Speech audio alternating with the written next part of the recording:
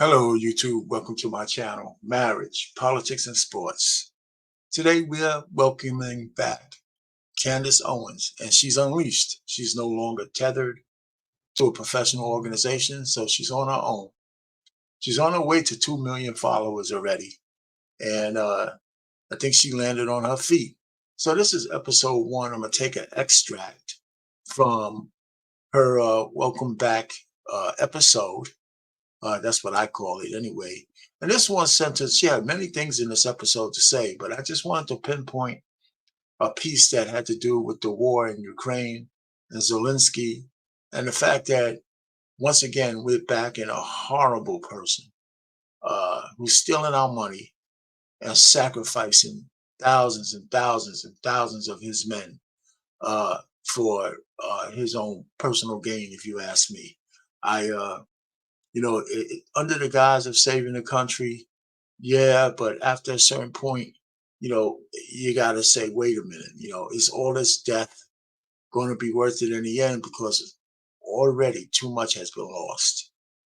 So, without further ado, Candace Owens, I think I'm going to be tracking her a little bit this year. I might go episode for episode and do my reaction because almost every time she gets on the air, she usually has at least one or two nuggets worth listening to and repeating. And we do know, before I go further, like, share, and subscribe to my channel. I'm gonna link the full video. It's like a half hour, 45 minutes into the description. So you can go there and see it all for yourself. But I'm gonna just play a small little piece in just the one segment on Zelensky and her points of view on that. And some of it is humorous, some of it's not that, some of it is a little bit scary and serious for her. But again, if you have comments, comment on what do you think about her being back. Uh, I know she has gotten ostracized by her boys over at the Daily Wire. She alienated herself from a lot of black folks, but just like black folks, like most of us, we're always at some point forgiving. And even though as long as she keeps touting the truth, it's all right with me. Because even when she was a blackity, when she was seemed like a shill for the right wing, there was always a few nuggets that she said that were irrefutable about how black people were living and the kind of things we idolize and the kind of things that we put on pedestals and the kind of music we listen to and the kind of ways we're having unwed kids all walking around going crazy and babies and nobody wants to get married, all kinds of crazy shit that's happening, and it's all programming. And one of these episodes we'll get to that too. But for this one, we're going to just talk about this one little snippet that I agree with her about what's going on over there in the Ukraine, and that our taxpayer dollars is being used by just like demonic forces, if you ask me, to do for bloodshed. And I think we need to do better. I think we need to get out of that. And I think America needs to find new leaders so we can get some kind of peace dividend before it's too late.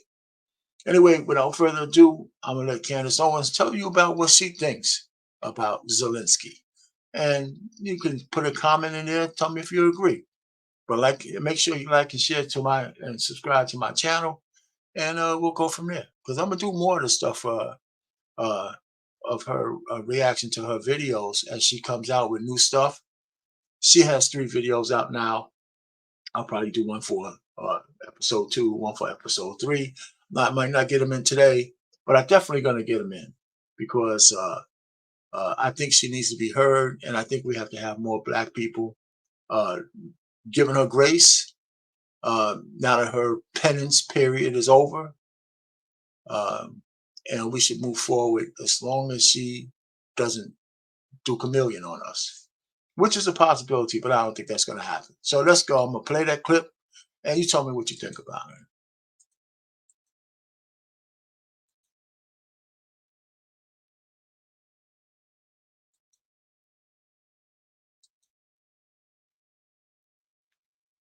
So, some bad news.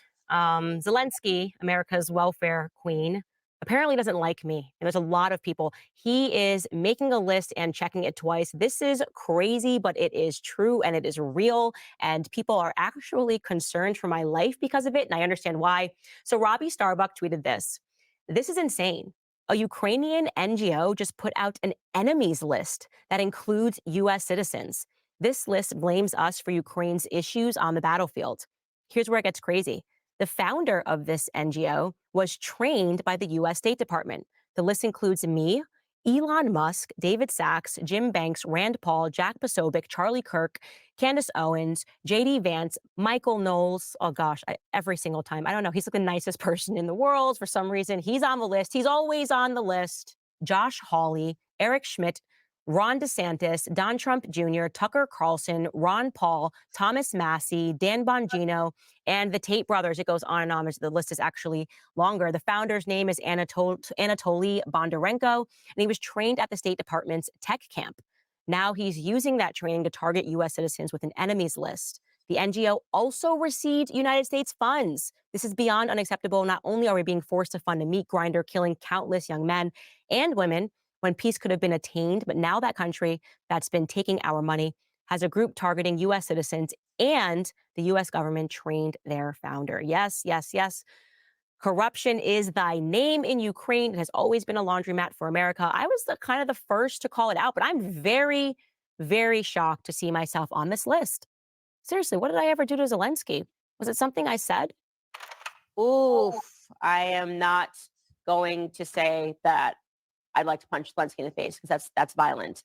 But I am saying that if I could get away with punching one person in the face and have no consequences, it would be President Zelensky. I see no problem with that statement. I stand by it. Turns out Zelensky wants to punch me back. Oh, if only it were that simple.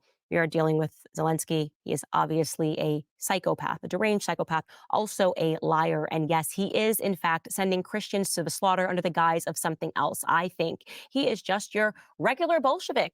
You see men wearing crosses being dragged out of their homes, screaming, praying, asking not to be dragged out of their homes. And it is, in fact, a meat grinding operation. And I think because many of us have the courage to call this out and to stand up to these state-sponsored initiatives and ask questions about what is actually going on, we have wound up on his list. And yes, that is scary. That is scary, but I remain brave. I am not so concerned about my life when it comes to Zelensky because he's a very, very, very small man. Now, you probably are not going to be able to save my life from Zelensky, but there is good. All right, so let me stop it there. So she's obviously trolling and having a good time with this, but the lady talks with no fear for right now, and that's good because um, sometimes the truth has to be spoken without fear. I think that's what it is. So, tell me what you think about that little piece. Do you agree with her on Ukraine? I know I do. I believe that those billions of dollars that we're sending over there while our infrastructure in the United States is crumbling at our feet. And we got homelessness. We got people in California actually building a $165 billion building for the homeless, at $650,000 an apartment. I mean, listen, you could have built 10 times as many apartments for a fraction of that high rises for the fraction of that cost and not in prime real estate in Los Angeles. And it's just crazy. The people who are running the blue states are absolute madmen and mad women. And I tell you, man, if we don't get them out of office, man, we're going to be in big, big trouble in the next four years. It's not going to take too much longer for the draconian censorship to take hold.